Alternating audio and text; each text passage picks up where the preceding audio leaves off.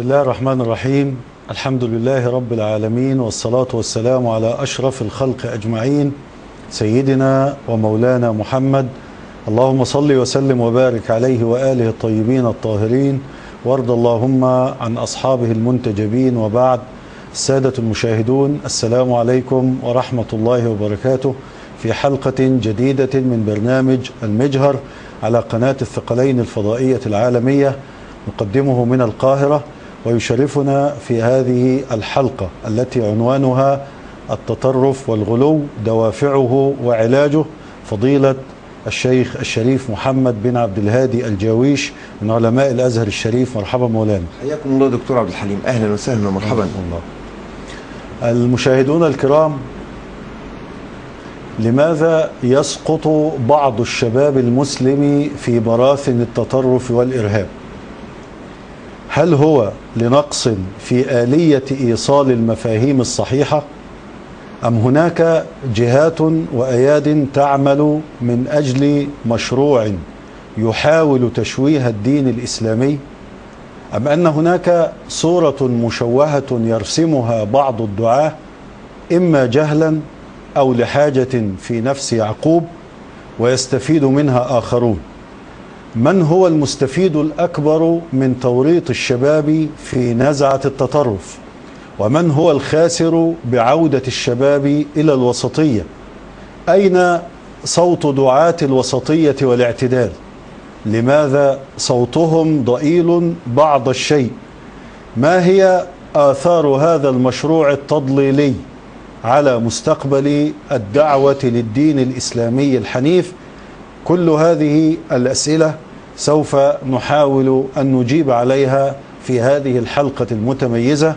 وقبل أن نتوجه بأسئلتنا إلى ضيفنا الكريم، سوف نخرج إلى فاصل قصير ثم نعود، فابقوا معنا. ظهور الوهابية مع الدولة السعودية الأولى التي تبنتها واتخذتها منهجا تسير عليه. قسم محمد بن عبد الوهاب العالم إلى فسطاطين معسكرين: دار للسلم وتشمل من يناصرونه ويتبنون أفكاره، ودار للحرب وتضم من لا يقبلون بأفكاره وإن كانوا العالم بأسره. وكان العراق دار حرب إذ ذاك، فعانى العراقيون من محمد بن عبد الوهاب إبان الدولة السعودية الأولى ما يعانونه اليوم من أتباعه في أفغانستان والشيشان واليمن والجزائر ومصر والعراق، واليوم في سوريا. مولانا، معلوم أن الحكم على الشيء فرع من تصوره، فما المراد بالتطرف والغلو في ضوء صريح الكتاب وصحيح السنة؟ أحسنت. أعوذ بالله من الشيطان الرجيم، بسم الله الرحمن الرحيم، والصلاة والسلام على أشرف المرسلين وخاتم النبيين وإمام المجاهدين ورحمة الله للعالمين، سيدنا ومولانا محمد صلى الله عليه وآله وسلم.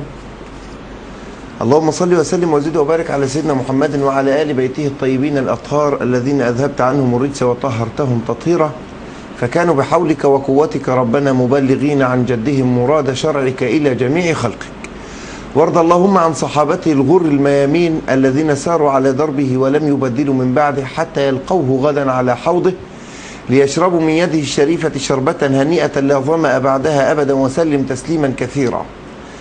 وبعد، فحياكم الله سماحة الدكتور عبد الحليم، وحيا الله القائمين على هذه القناة المباركة. أما بالنسبة لخصوص هذا التساؤل وفي أضيق الحدود حتى لا ينسحب بساط الوقت من تحتنا، التطرف مأخوذ من الطرف، وهو يعني التباعد بمجاوزة حد الاعتدال، وله مصطلحات أخرى أو مرادفات أخرى تعرف بالغلو والإفراط. أما الغلو فهو خروج عن المنهج الوسط ومجاوزة الحد وفعل ما لم يشرعه الله جل ثناؤه ولا رسوله صلى الله عليه وآله وسلم. هذا التطرف يقابله التفريط في المقابل، يعني إفراط اللي هو التطرف إفراط، يقابله التفريط وهو تضييع وتقصير، وقد نطق القرآن بذلك، قال جل ثناؤه: وكان أمره فرطا أي ضياعا وهلاكا. وقوله في قصة نبي الله يوسف عليه السلام ومن قبل ما فرطتم في يوسف أي قصرتم في شأنه.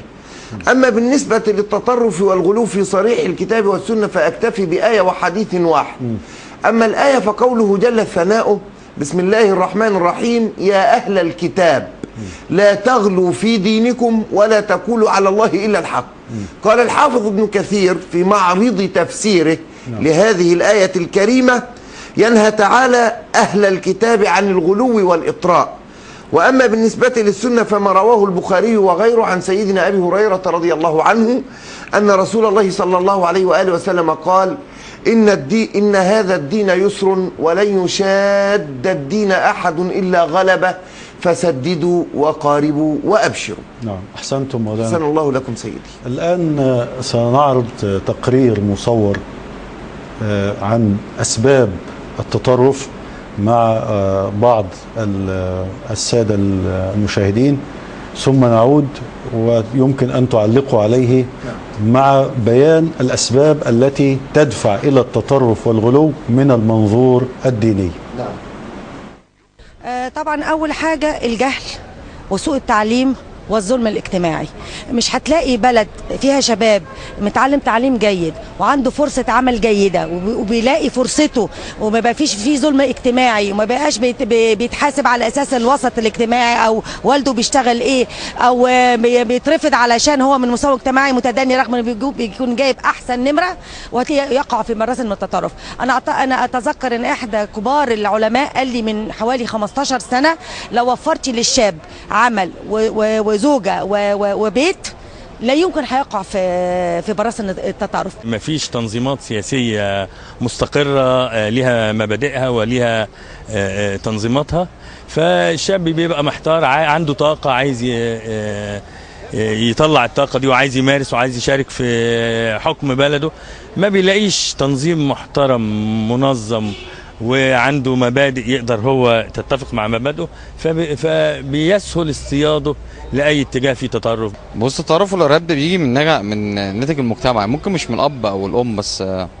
واحد مثلا حصل حد غلط فيه او شتمه ولا اي حاجه، مره واحده جاب سلاح موته، ودي واقع لسه حاطط بالمناسبه من فتره، لسه حاجه واحد عور واحد نزل غرقه في النيل موته، فده ارهاب.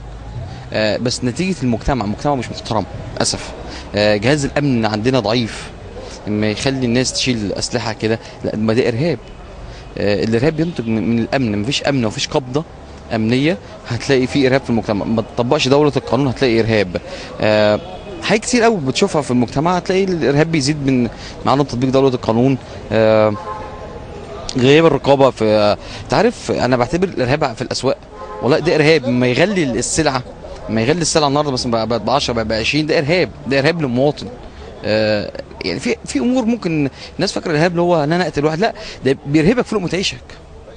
وفي ارهاب اكتر واكتر اللي هو ما يقرفك في عيشتك، ما تلاقي النور بيقطع، ما تلاقي الدنيا زحمه، ما تلاقي كذا وكذا، ده ارهاب. دي مش دوله. معلش، الدوله محترمه يا سيدي، عارف يعني ايه ادميه المواطن. الدوله لازم تحترم. مولانا، استمعت إلى بعض الأسباب اللي بيراها هؤلاء نعم. الذين قابلناهم. هم بينظروا إلى التطرف والإرهاب أو الغلو من منظور حياتي، من نعم. واقع حياة.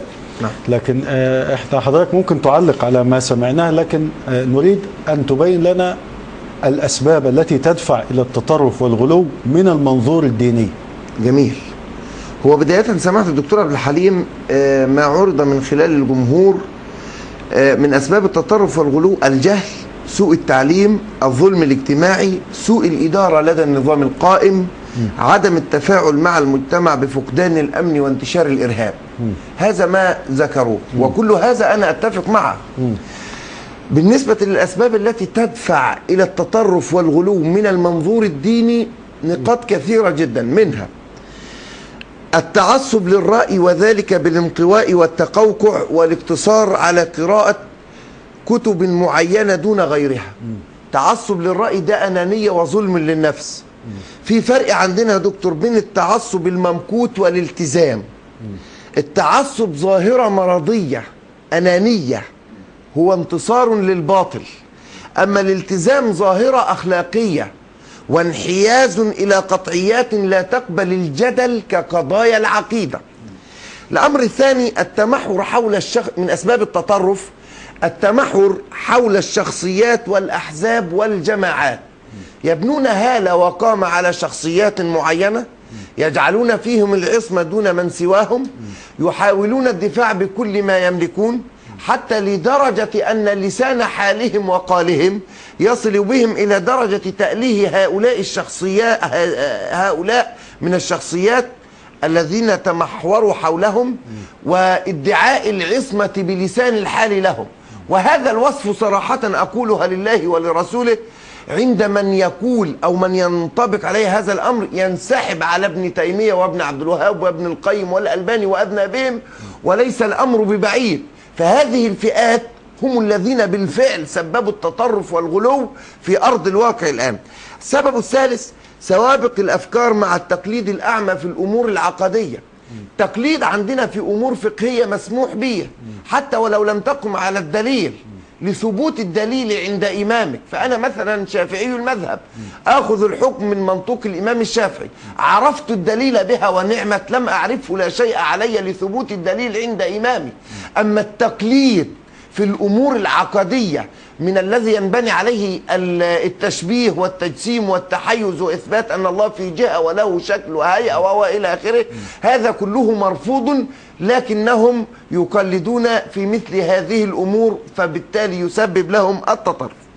النقطة الرابعة التجرؤ على الفتوى نتيجة قلة التفقه في الدين وفقد الثقة في بعض العلماء، وهذا يتسبب في تجرؤهم على دين الله جل ثناؤه. لا عالم إلا هم، هؤلاء لا يأخذون بآراء الوسطية كعلماء الأزهر الشريف عندنا في مصر وما إلى ذلك. نحن نعلم أنه من لم يقرأ فقه الخلاف فلن يشم رائحة العلم. إنما الواحد من هؤلاء يأخذ رأيا ينصر مذهبا معينا ثم يطوي الصفحات على بقية الآراء وكأنها لم ترد، وهذا أيضا سبب في التطرف. النقطة الخامسة الجلافة والغلظة والخشونة وافتعال الخصومات بين الناس من المسلمين وغيرهم. ترى الواحد من هؤلاء عبوس الوجه. أنا أذكرك يوم كنتم في قناة المستقلة، حضرتك بتحاور البلوش الوهابي، فبتقول له أنا نفسي أشوفك بتضحك مرة. أنا سمعت الكلام ده على الهوى وما إلى ذلك. فده عبوس وجلافة وغلظة، ويمرون على الناس يتجهمون في وجههم ولا يضحكون وما إلى ذلك، مع أن لسان الحضرة العلية يقول واستقبل إخوانك بشوشا ما خلقتك مكشرا. الأمر السادس التزام التشديد على المسلمين دائما. ما من قضية في أمور الدين إلا فيها يعني المسائل الخلافية أقصد فيها تشديد وتخفيف. يا سيدي عاوز تشدد على نفسك لا مانع، تورعا في الدين واحتياطا لأمور دينك، لكن ما دامت أن المسألة خلافية دع من يأخذ بالرأي الآخر بدون تعصب ولا تفرض عليه رأيك. فهؤلاء أخذوا لنفسهم منهجا معينا أرادوا أن يفرضوه على الناس بالقوة، وأن من لم يفعله مسألة جنة ونار بقى يا دكتور، من لم يتبع هذا الأمر دخل النار ومن اتبعه دخل الجنة ولا حول ولا قوة إلا بالله. النقطة السابعة في أسباب التطرف حضرتك الفهم الخاطئ للسلفية. سماحة الشيخ محمد سعيد رمضان البوطي شهيد سوريا من شهرين ولا حاجة رحمة الله عليه، الذي قتل شهيدا في المسجد وهو يدرس العلم وما إلى ذلك، كتب كتاب كامل اسمه السلفية مرحلة زمنية مباركة لا مذهب إسلامي.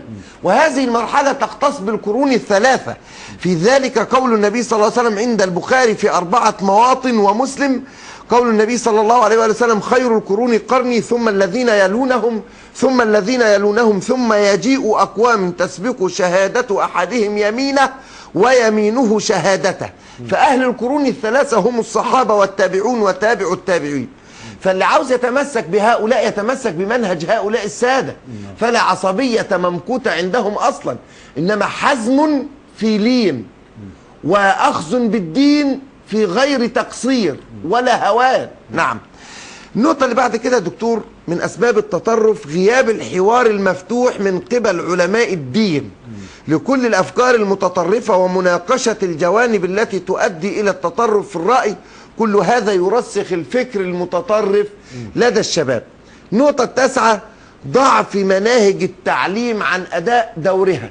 للأسف في معظم دور العلم في الدول العربية والإسلامية، في الجامعات تخصيصا وفي مراحل التعليم التي أصل كل نظام تعليم إنما يسير على هوى النظام القائم. حضرتك معايا في النقطة دي؟ في نظام فيقول لك احنا عاوزين التعليم يكون كذا، يجيب لك وزير تعليم غير وزير تعليم، وزير تعليم عالي غير ده، وهكذا. فمسألة ضعف مناهج التعليم تبعا للنظام القائم عن أداء دورها، إنما هو منتشر في شتى بقاع البلدان العربية والإسلامية على حد سواء. فالطالب يأخذ منهجا معينا يحفظه ويمتحن فيه وينجح وامتياز وغيره. هذا الطالب لم يناقش أستاذه في نقطة معينة، فبالتالي اعتمد على الحفظ والتلقي دون مناقشة.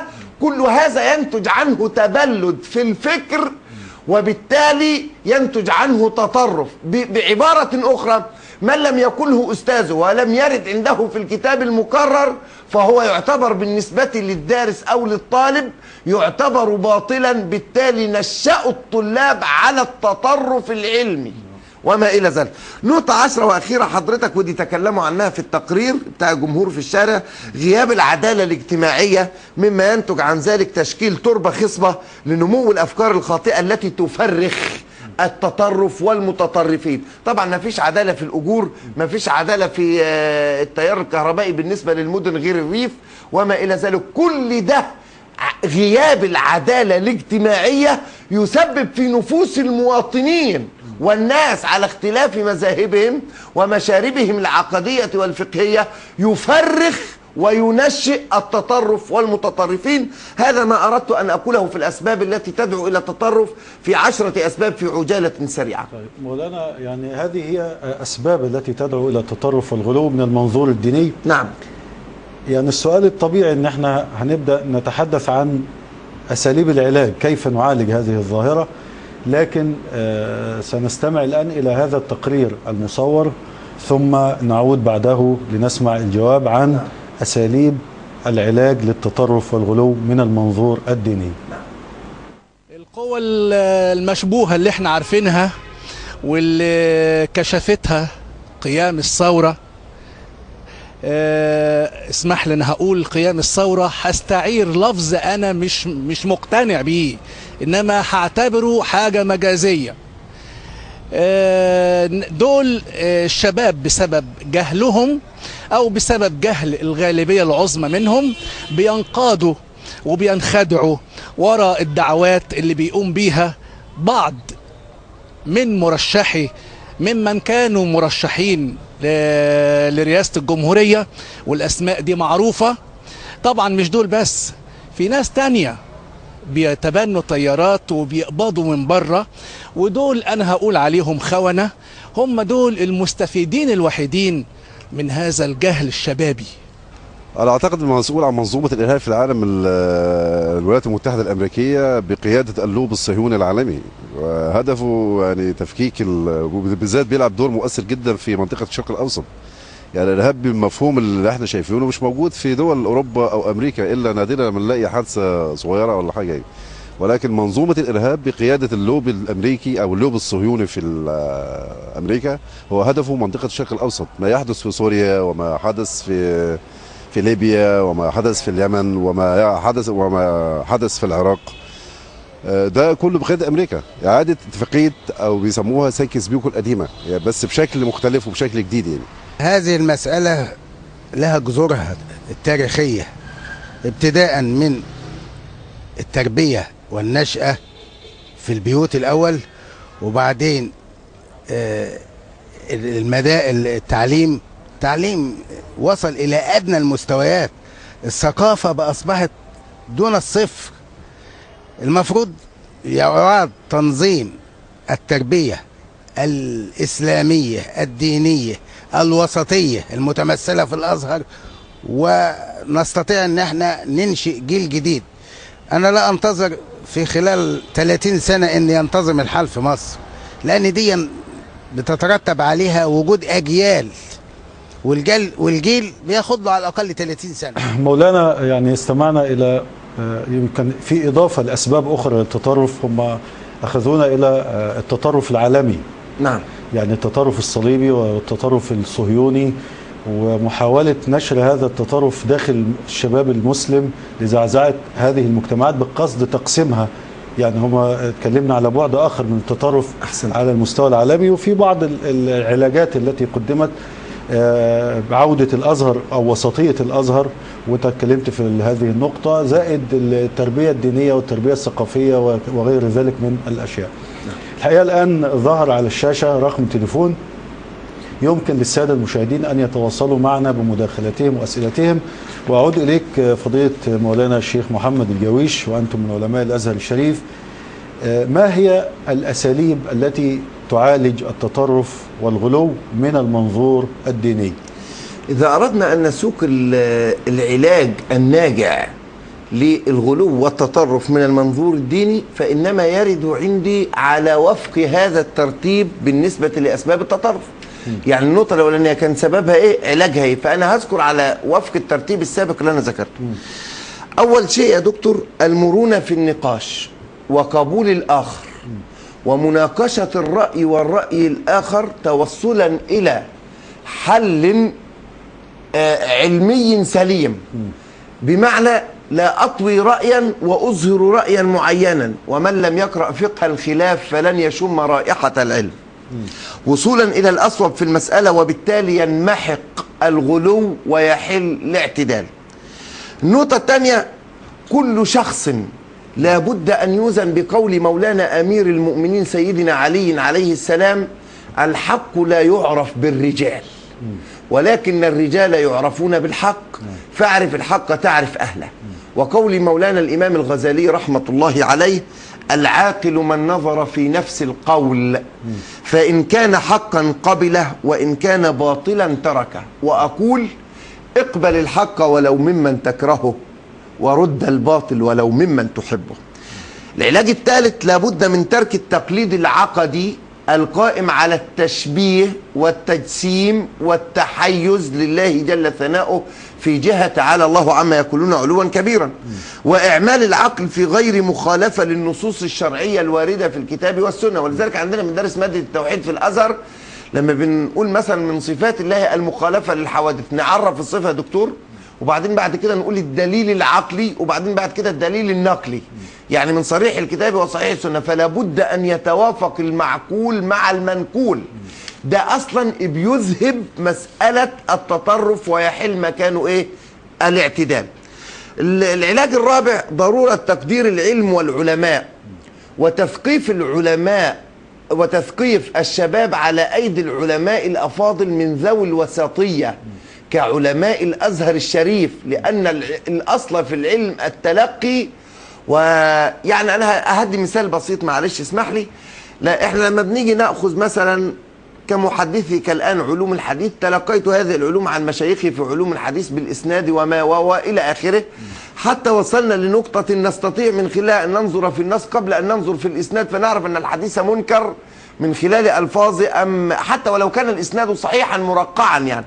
فبالتالي التلقي على أيدي علماء أفاضل دي نقطة أسسها النبي صلى الله عليه وآله وسلم بسلوكه في تلقيه الوحي القرآني عن سيدنا جبريل عن رب العزة جل ثناؤه. وبالتالي لو واحد قري مكتبة كلها عن الطب المعرب، مرض الأنفلونزا أسبابه كذا وعلاجه كذا، هل يأتمني أن أجري له عملية جراحية؟ أبدا، ما ينفعش. الإمام الغزالي ترجم النقطة دي، الكل اللي يقرأ في علوم الدين وعن مقامات الصوفية والصالحين وما إلى ذلك، إحياء علوم الدين وعوارف المعارف للسهروردي وغيره، لا يؤتمن ما لم يتتلمذ على يد شيخ أن يصيب الهدف.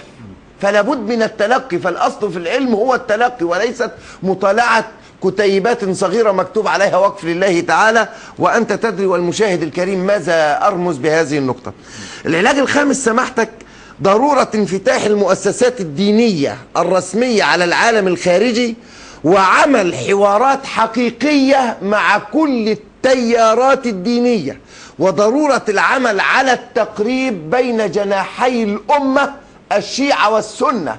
فالشيعة والسنة هم دول جناح الأمة الإسلامية، لابد من التقارب. ومعنى التقريب بين هذين المذهبين لا يعني التنازل عن الثوابت، وإنما هو التقارب فيما اتفقنا عليه. نعم. أجازة مع حضرتك مولانا. اتفضل دكتور. معنا اتصال من الأستاذ طلعت مسلم من طنطا. السلام عليكم. عليكم السلام ورحمة الله وبركاته. أخي الشريف عبد الحليم. أهلا أستاذ طلعت. الحلقة اليوم بعنوان التطرف والغلو دوافعه وعلاجه. معنا فضيلة الشيخ محمد الجاويش من علماء الأزهر الشريف. أتابعه وأسمم كل ما قال من بداية الحلقة.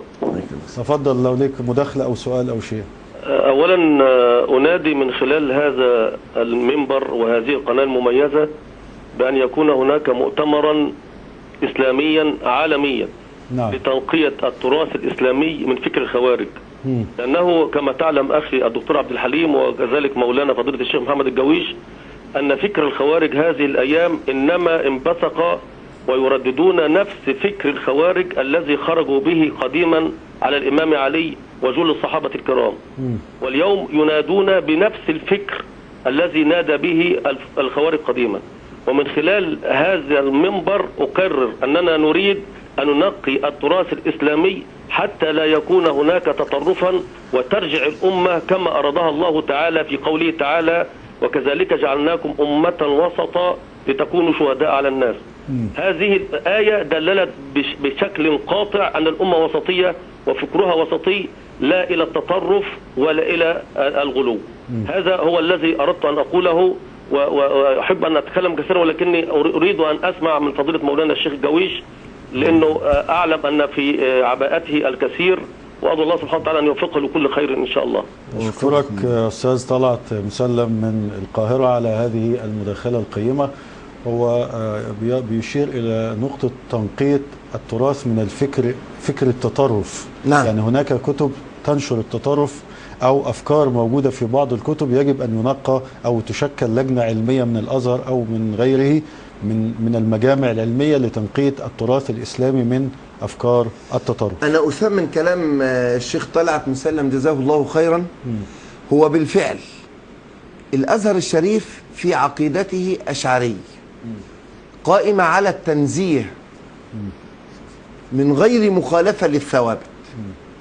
لكن الفكر الوهابي المتألبن النهاردة يا دكتور بصراحة ونحن على الهواء مباشرة يكيد للأزهر، لكننا نقولها صراحة: إذا كان المسجد الحرام قبلة المسلمين في الصلاة فإن الجامع الأزهر وعلماءه الكرام من منزه العقيدة الإسلامية قبلة المسلمين في العلم رغم أنف كل مكابر. فجزا الله أخونا الشيخ طلعت مسلم خير الجزاء. النقطة السادسة عندنا هي نفس اللي اتكلم فيه الدكتور طلعت ربنا يكرمه. السادسة مواجهة التيارات الفكرية الدينية المتشددة بفكر الاعتدال والاتزان، درءا للتطرف من ناحية وتنمية للوسطية والاعتدال من ناحية أخرى. الفكر يقابل بفكر، ليس تعصبا ممقوتا وإنما من باب الوصول إلى الصواب والأصوب. النقطة السابعة السلفية الحقة مرحلة زمنية مباركة لا مذهب إسلامي، وهي قائمة في عصر الصحابة والتابعين وتابعيهم على الجوهر النقي التقي المتسم بالأدب الرفيع، وليس على المظهر الجافي الذي يحط من قدر الآئمة المتقدمين ولا سيما الآئمة الأربعة، بل ووصفهم بالجهل والخطأ ووصف أنفسهم بأنهم أعلم أهل الأرض، أنا كلامي واضح، وأنهم فاكوا السلف، وهذا والله عندهم من بذاءة اللسان ونتانة الجنان، ونستغيث منهم بالرحيم الرحمن.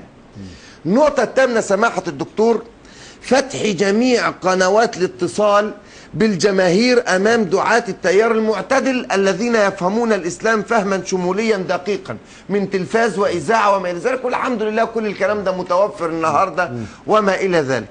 النقطة التاسعة مراجعة مناهج التعليم وتضمينها قيم الحوار والنقد والتعايش، وليس التلقي الإلقاء من المدرس والتلقي من الطلاب، بل لابد من قيم الحوار والنقد والتعايش وإقرار حقوق الآخرين وتدريس أدب الخلاف في التربية عملا بقوله تعالى ادعو إلى سبيل ربك بالحكمة والموعظة الحسنة وجادلهم بالتي هي أحسن. النقطة العاشرة والأخيرة وضع مشروع متكامل للإصلاح الاجتماعي في تحقيق العدالة الاجتماعية يسير جنبا إلى جنب مع الإصلاح التعليمي والاقتصادي، وبالتالي ندور حول فلك أن الوسطية هي روح الإسلام. نعم، أحسنتم مولانا. أحسن الله لكم سيدي. معنا اتصال تليفوني من الأستاذ السيد شبل من القاهرة. السلام عليكم. السلام عليكم دكتور عبد الحليم. وعليكم السلام ورحمة الله وبركاته. تحياتي إلى قناة الثقلين الفضائية العالمية، وإليك سيدي الكريم الأستاذ الدكتور عبد الحليم العزمي، وإلى فضيلة مولانا الشريف محمد الجويش من علماء الأزهر. وقد استمتعنا به في أسباب التطرف وكيفية العلاج.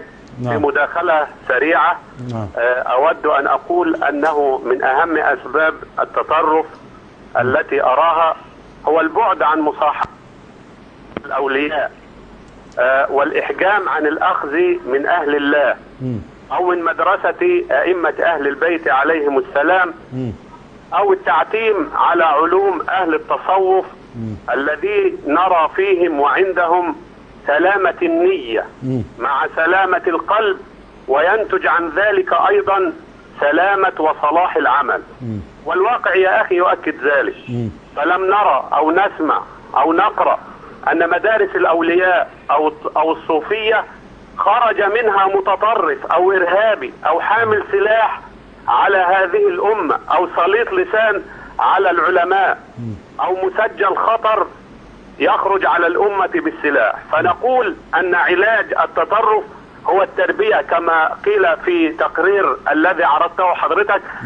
أحد الذين تكلموا في التقرير قال أن التربية، نقول أن أهم وسائل التربية هو التربية في علوم التصوف أو على أيدي مشايخ التصوف، وإظهار علوم أهل البيت والصالحين ومصاحبة أهل الطريق من علماء التصوف. نشكر لك سيدي وإلى ضيفك الكريم. سلام الله عليكم ورحمته وبركاته. عليكم السلام ورحمة الله وبركاته. الأستاذ السيد شبل من القاهرة على هذه المداخلة القيمة، وبتكلم على أسلوب التربية على منهج جميل آل البيت والسادة الصوفية. الشيخ سيد شبل معروف أصلا له مكانته ووجهته العلمية. نعم، القائم على التسامح والعفو ونشر ثقافة المحبة بين المجتمع. هو الشيخ سيد شبل أنا ترجمت الجملة اللي هو عاوز يقولها، يعني مع جل احترامي للألفاظ الثمينة التي أتى بها في المداخلة. هو عاوز يرشد المشاهد الكريم إلى جملة بسيطة احنا بنكررها دايما، وهي تربية الرجال بالسلوك أولى وأعظم من قراءة آلاف الكتب. فإن وجد السلوك مع القراءة فذاك بحر علم لا يدرك له قرار. وهذه هي سر التربية الصوفية التي يتلقاها الأولياء عن مشايخهم بأسانيدهم المتصلة إلى مولانا الإمام علي عن حضرة النبي صلوات الله عليهم أجمعين. نعم. طب مولانا، هذا التطرف والغلو له نتائج تتمثل في آفات يشكو منها المجتمع. نعم. وربما تساعد على تأخره وعدم لحوقه بركب الحضارة والتقدم. فما هي الآفات الناتجة عن التطرف والغلو من وجهة نظركم؟ سؤال جميل يا دكتور. اتفضل. يعني احنا خدنا التطرف تعريفه وبعدين أسبابه وبعدين علاجه. في بقى مش كده الموضوع انتهى، لا ده سؤالك جميل جدا. يعني الآفات اللي هتنتج عن التطرف والغلو في واقع المجتمع. شرح الله صدرك ونفع بك. آفات الغلو والتطرف سماحة الدكتور: واحد، التنفير والانقطاع عن العمل. بمعنى الغلو يدعو إلى الجفاء، التزمت يدعو إلى الانفلات. كم من أناس عرفوا بالتشدد والتطرف ثم انقلبوا على أعقابهم وارتدوا والعياذ بالله.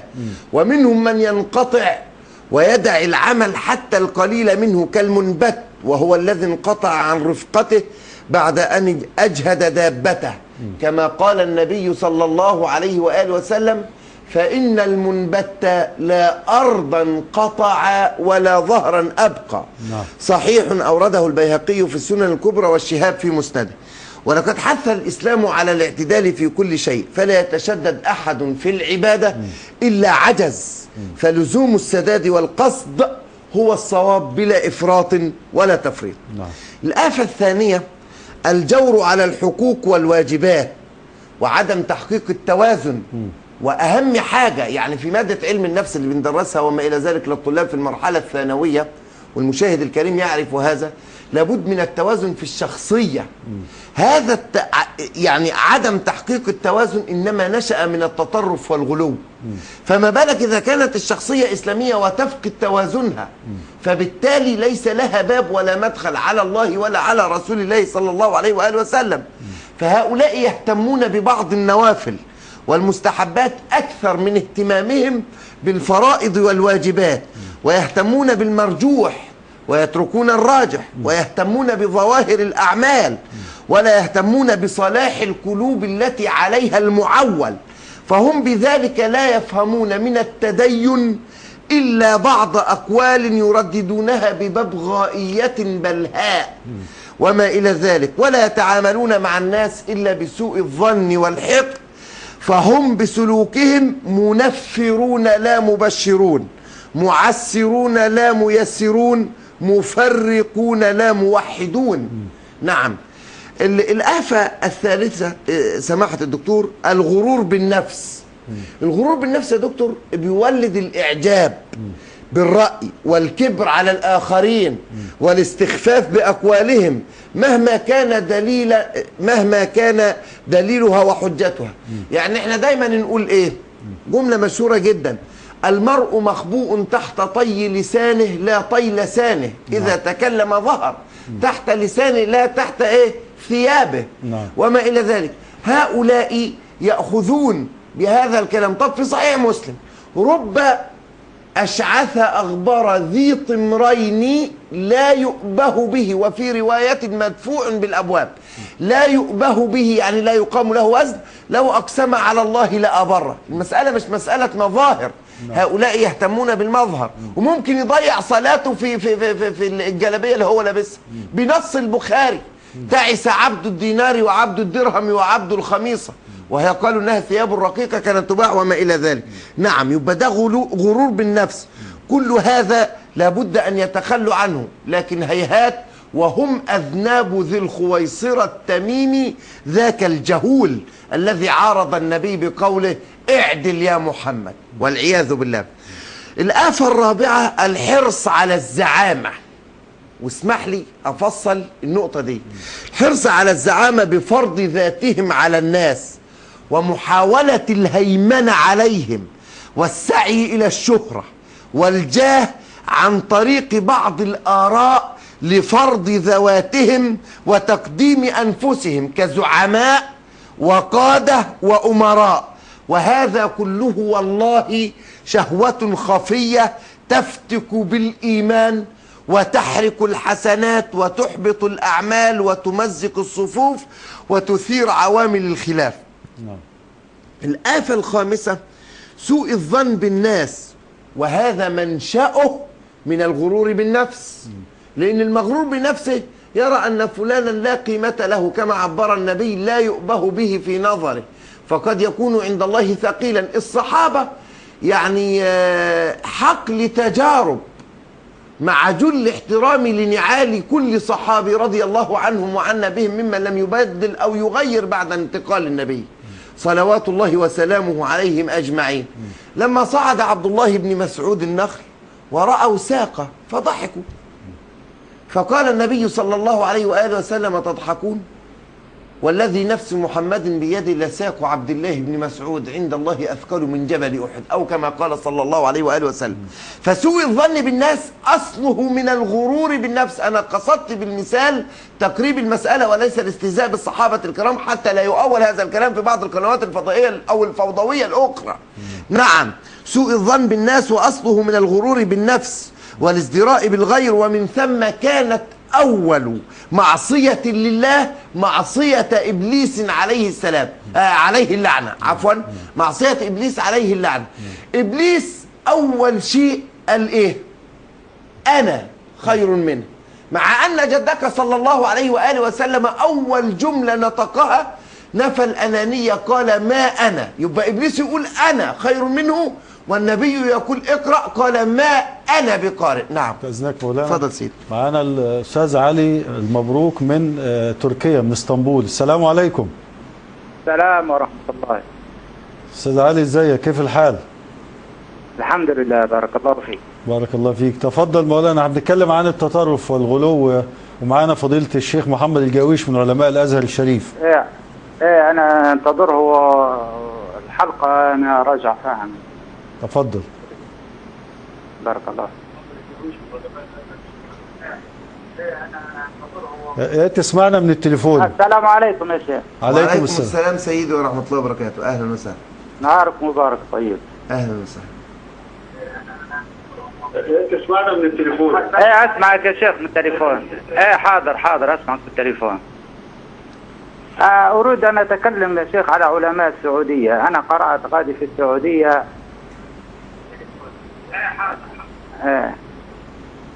هل شيء انا اريد ان اسالك، انت تتكلم عن الازهر اكثر ما تتكلم عن الدين. اريد ان اسالك سؤال. فضل. هل علماء السعوديه مثل الشيخ بن باز ومثل الشيخ الألباني ومثل الشيخ العثيمين ومثل الشيخ الفوزان، هل هم متطرفون ام لا؟ هم علماء دين ونتعلم منهم وننتظر منهم اشياء من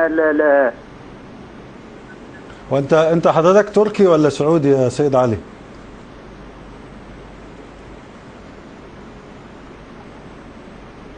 استاذ علي. تركي ولا سعودي؟ لا والله انا عربي. عربي. اهلا وسهلا بحضرتك. يعني انت من ليبيا. انا عربي، انا من ليبيا. من ليبيا. اهلا وسهلا. نعم. طيب هو عموما سؤال حضرتك واضح، وفضيلة الشيخ. أنا عندي سؤال. سؤالي واضح، أريد الجواب. هل هم علمهم وهم من علماء نعم، هو فضيلة الشيخ سوف يجيبك إن شاء الله. يجيبك الشيخ إن شاء الله. نشكرك أستاذ سيد علي من ليبيا. أشكرك على هذه المداخلة. السؤال الأخ علي سؤال وجيه جدا وله مكانة. هل علماء السعودية علماء دين أم متطرفون؟ ثم لحظ بملحظ للمشاهد في أن ضيف الحلقة اللي هو أنا يعني بأتكلم عن علماء الأزهر كثيرا أكثر، بتكلم عن الدين نفسه. لا، نحن نتكلم الأزهر معروف بالوسطية. نعم. ولكن علماء السعودية وعلماء الأزهر وعلماء الحوزات والمراجع الشيعية وكل من يتكلم في كلمة لا إله إلا الله محمد رسول الله، أنا أزنه بقول الإمام علي: الحق لا يعرف بالرجال ولكن الرجال يعرفون بالحق، فاعرف الحق تعرف أهله. فإن كانوا يتكلمون صوابا في غير مخالفة للأصول العقدية وينبذون التشبيه والتجسيم والتحيز لله في جهة، وليس في أصل الدين ما يسمى بتوحيد الربوبية ولا الألوهية ولا توحيد الأسماء والصفات، لأنه لم يقل به القرآن ولا النبي ولا صحابي ولا تابعي، كل هذا نحن نثمن أقوالهم. أما خلاف ذلك فنحن نردها على الهواء مباشرة. نعم مولانا، أشكرك. معنا الأستاذ علي السماك من هولندا. السلام عليكم. السلام عليكم، تحياتي لك أستاذ علي، كيف حالك؟ الحمد لله. معلش احنا بس في آخر دقيقة في البرنامج، يا ريت مداخلة سريعة بس. أشكرك. أنا ما عندي شرط. المهم يعني تفضل. نقاط سريعة على الأستاذ. والله يا أستاذ أقسم لك بالله عندما نملك أمثال هذا الرجل محمد جاويش، نعم، أعتقد يبقى الدين هو على المستمر. نعم. لكن المشكلة هي هاي المشكلة، التطرف عندما يجي واحد ينتقد بدون دليل، هاي النقطة. لذلك أقول عندما أعطى 10 نقاط السيد محمد جاويش أعتقد ما خلى شيء إذا ما ذكره، لكن أكو بعض النقاط أحب أذكرها وأرجو منه أن يذكرها. أليس الغنى والانحراف هو أحد الأسباب؟ أليس الفقر والحرمان، الجهل والكبر والأنا أليس التربية السيئة الأسرية تلعب دور؟ أليس العناد الذي ينقسم إلى قسمين من الذي يعاندون المرجعيات الدينية والمرجعيات السياسية تخلق التطرف؟ أليس الاحتلال الأجنبي والاستمرار بالقتل يخلق جيل من التطرف؟ أليس الأحزاب الآن التي منتشرة التي وضحت وطفحت على السف والذي يراها يشاهدوها المسلمون؟ نعم سيد علي، معلش أنا بعتذر لحضرتك أنه الوقت تقريبا داهمنا وانتهى وقت البرنامج، فأنا بعتذر لحضرتك، ويمكن أن تتواصل معنا في حلقات قادمة إن شاء الله، وكلام حضرتك معظمه تحدثنا فيه ويمكن أن تؤخذ النقاط الجديدة إن شاء الله. المشاهد الكريم، يعاني الشباب المسلم من حالة اغتراب عن أوطانه. هذه الحالة دفعته إما للانعزال والسلبية وإما إلى التطرف والخروج على هذه المجتمعات التي يشعر أنها مسؤولة عن مأساته. لذلك لا بد من تعاون 5 مؤسسات اجتماعية في تهيئة الشباب ووقايتهم من التطرف، هي المنزل الذي يمثل الحب، والمدرسة التي تمثل المناهج، والأصدقاء الذين يمثلون التعاون على الخير، والإعلام الذي يمثل الوعي، والمساجد التي تمثل نشر الاعتدال. في ختام هذه الحلقة أتقدم بوافر الشكر لضيفي الكبير فضيلة الشيخ الشريف السيد محمد بن عبد الهادي الجاويش من علماء الأزهر الشريف. أشكرك مولانا، حياكم الله دكتور. ونترككم أيها السادة المشاهدون في رعاية الله وأمنه، مع وعد بلقاء جديد في نفس الموعد الأسبوع القادم إن شاء الله تعالى، والسلام عليكم ورحمة الله وبركاته.